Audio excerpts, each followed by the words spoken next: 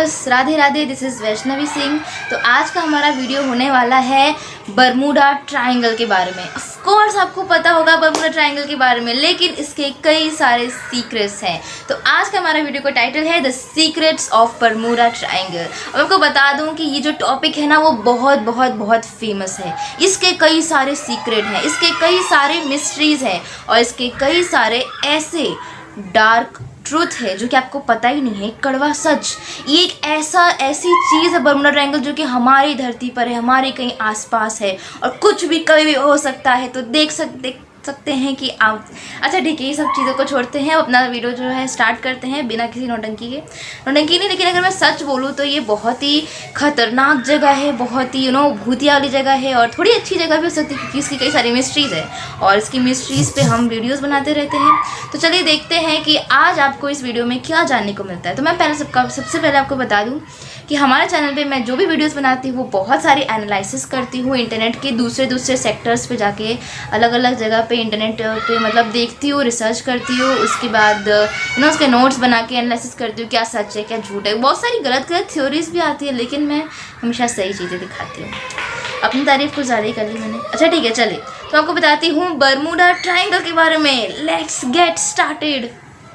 कोई एक्साइटमेंट नहीं। एनीवे, अगर आप एक्साइटेड नहीं हैं तो भी इस वीडियो को ज़रूर देखिए एंड प्लीज़ लाइक कर दीजिए बिकॉज लाइक करने में कुछ नहीं होता। ओके, तो हमारा बर्मुडा ट्रायंगल के बारे में जो वीडियो है, सबसे पहले मैं आपको बता दूं कि 5 टॉर्पीडो बॉम्बर एयरक्राफ्ट। ओके, अब टॉर्पीडो बॉम्बर एयरक्राफ्ट क्या होता है ये मत पूछना, वो बस एक एयरक्राफ्ट होती है जिसमें जो एयरफोर्स के जो लोग होते हैं ना वो ट्रेनिंग करने के लिए जाते हैं। ठीक है, तो मतलब कि ट्रेनिंग करने के लिए वो अपनी एयरक्राफ्ट को चलाते हैं। ठीक है, तो ये 5 टॉर्पीडो बॉम्बर एयरक्राफ्ट्स थी जो रवाना हुई थी कहाँ से, मतलब कहीं से भी हुई थी, कोई कंट्री है। ठीक है, 5 दिसंबर ये डेट है। ओके, 5 दिसंबर को 2 बजे, दोपहर के 2 बजे ये टॉर्पीडो बॉम्बर एयरक्राफ्ट जो है वो टेक ऑफ लेती है। ठीक है, कहीं जा रही होती है।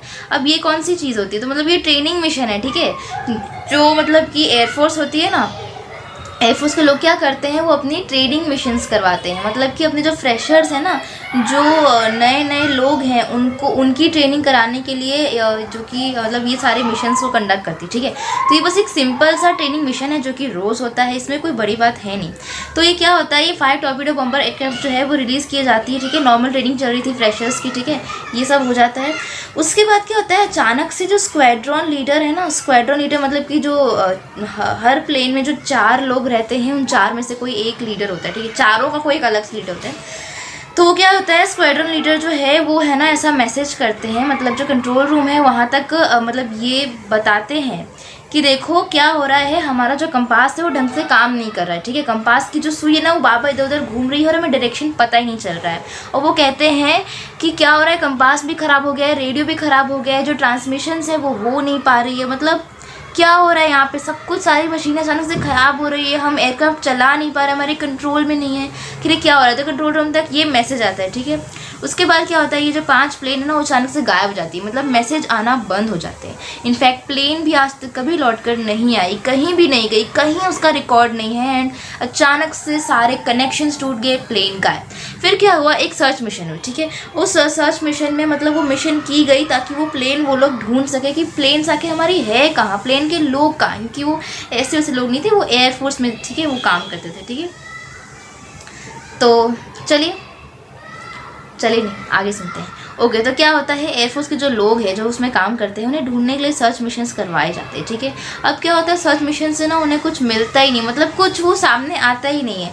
कई सारे सर्च मिशंस होते हैं। ठीक है, मतलब कि इधर उधर अलग अलग प्लेन्स को ढूंढने के लिए बहुत सारे सर्च मिशन होते हैं। फ्लाइट 19 नाम था एक प्लेन का, उसमें से एक फ़्लाइट थी उसका नाम था फ्लाइट 19।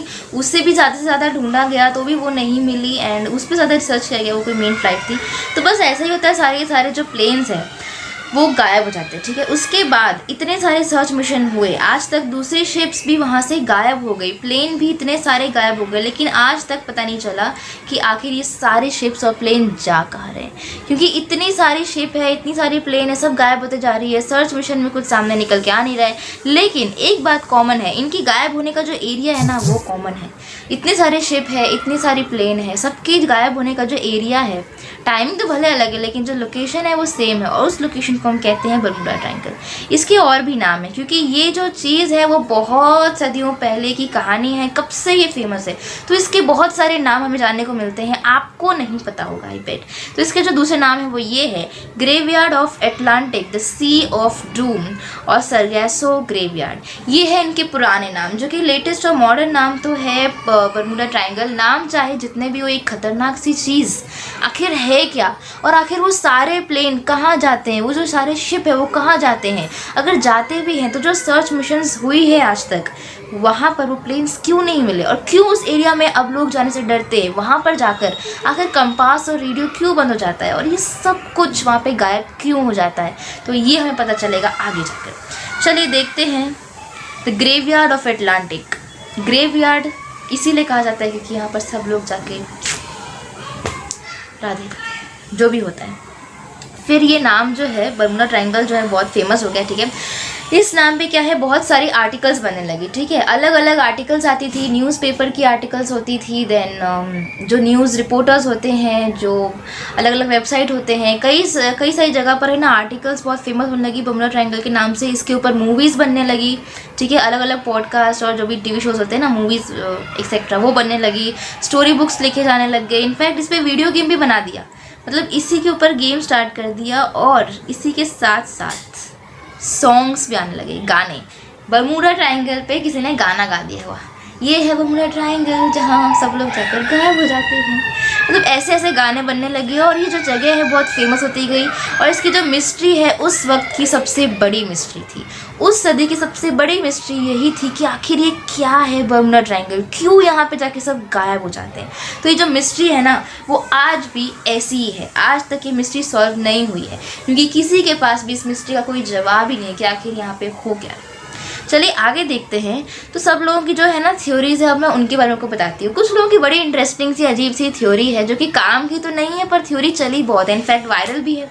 अगर आप दूसरे यूट्यूब के वीडियोस पे देखोगे ना, तो जो स्टोरी है ना आपको कई ज़्यादा ट्रुथ, डार्क ट्रुथ के वे में दिखाया जाएगा कि यहाँ पे तो एक एलियन का बेस है, एलियन जो है शिप उठा के लेके जाते हैं, फिर उस शिप के पास जाकर खेलते हैं एंड वहाँ पे गाना गाते हैं एक्सेट्रा, और फिर एलियन शिप को चुराते हैं। दूसरी थ्योरी तो ये है कि यहाँ पे सी मॉन्स्टर है, मतलब सी मॉन्स्टर है हमारे बर्मुडा ट्रायंगल के नीचे, वो सारी शिप्स को खा रहा है, सारे प्लेन्स को खा रहा है, क्योंकि उसे खाने के लिए कुछ मिल नहीं रहा है, चॉकलेट एक्सेट्रा।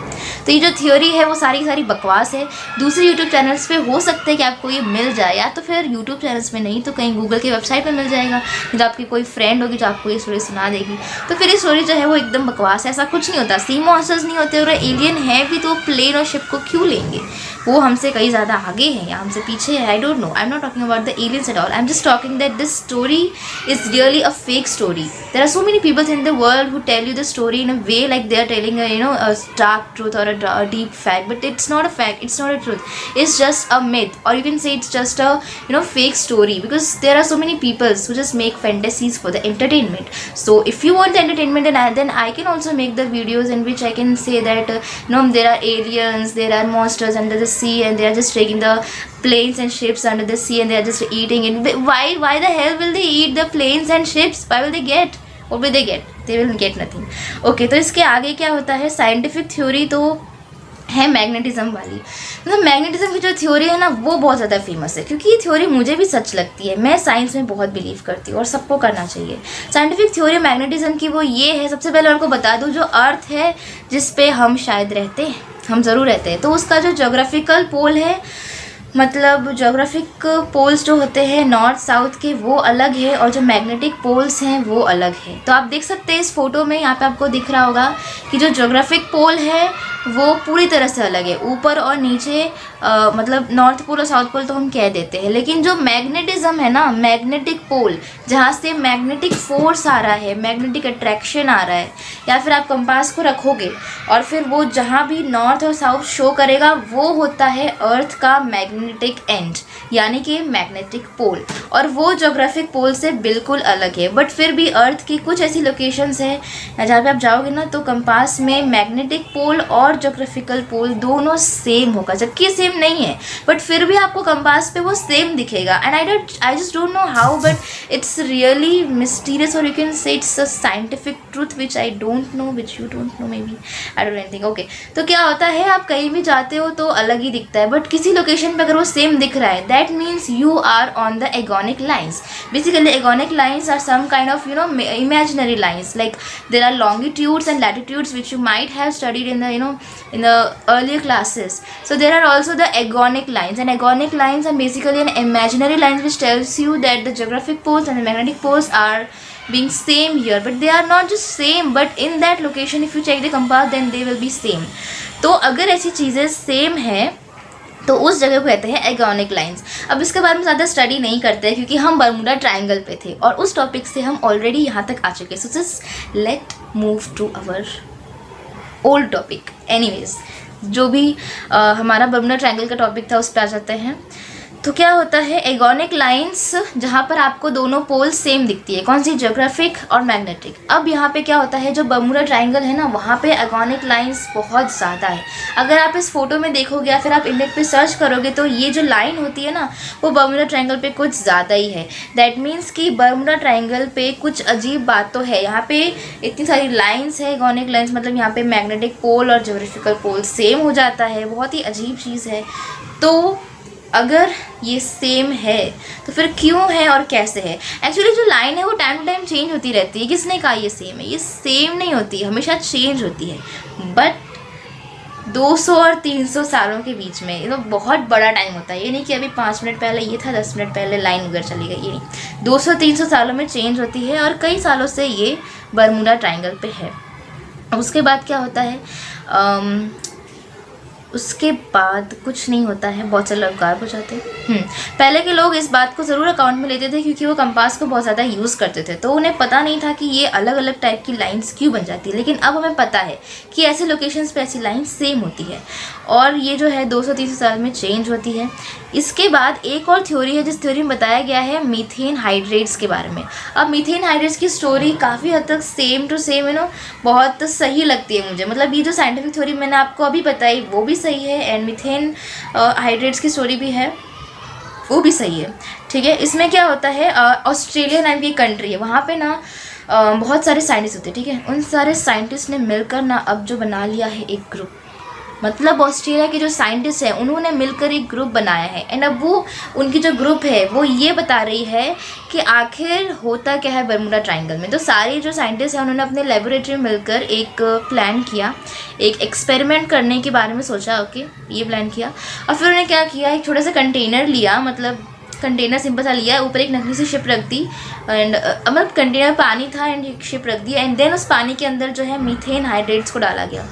तो फिर क्या होता है, मीथेन हाइड्रेट्स बेसिकली गैस होती है, लेकिन जैसे ही मीथेन हाइड्रेट्स पानी में जाता है तो पानी की डेंसिटी कम हो जाती है. मतलब पानी की जो डेंसिटी यानी कि जो घनत्व होता है वो कम हो जाता है. और कम होने पर ऊपर रखी हुई कोई भी चीज़, वो लकड़ी हो, वो पेपर हो, वो शिप हो, प्लेन हो, जो भी होता है ना, प्लेन नहीं सॉरी, जो पानी पे चल रही है, तैरती हुई कोई भी चीज़ अचानक से नीचे आ जाएगी.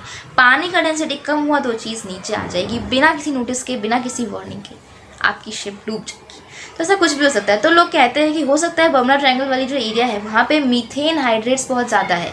अब बात ये है कि मीथेन हाइड्रेट्स आते कहाँ से हैं, मतलब ऐसे कैसे आ जाएंगे ये पानी में, तो उसके बारे में भी स्टडीज़ कई सारी की गई है. ठीक है, पानी की डेंसिटी कम होने से जो होता है सारी चीज़ें डायरेक्टली अंदर चली जाती है. इसलिए ये लोग मानते हैं कि जो शिप्स गायब हो रहे हैं उस चीज़ में भी इस चीज़ का हाथ हो सकता है.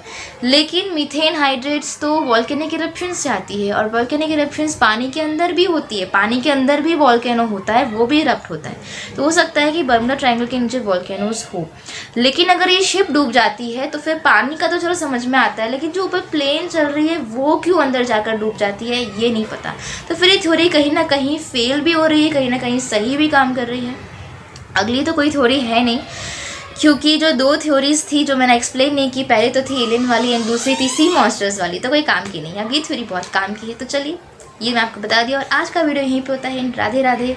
मिलते हैं अपने नेक्स्ट वीडियो में एक नए इंटरेस्टिंग, मज़ेदार, मेस्मराइजिंग, फैसिनेटिंग, एनिमेटिक और जो भी एडवर्ब्स होते हैं, एडजेक्टिव्स होते हैं, मैंने बोल दिए। तो इस टाइप के वीडियोस अगर आपको देखना पसंद है, आपको इंटरेस्ट है, या फिर आपके किसी दोस्त को इंटरेस्ट है, तो प्लीज़ प्लीज़ प्लीज़ उसे शेयर करिए and subscribe my channel for more videos like this, क्योंकि इसमें बहुत ही मज़ा आने वाला है। एक एनालिसिस और रिसर्च के बाद मैं ये बनाती हूँ एंड ये बहुत अच्छा होता है, बिलीव मी। बाय।